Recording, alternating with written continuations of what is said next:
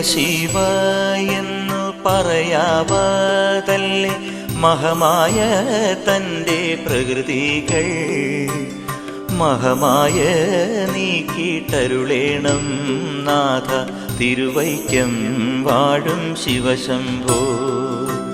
Shiva Shambho Shambho Shiva Shambho Shambho Shiva Shambho Shambho Shiva Shambho Shiva Shambho Shambho Shiva Shambho Shambho Shiva Shambho Shambho Shiva Shambho.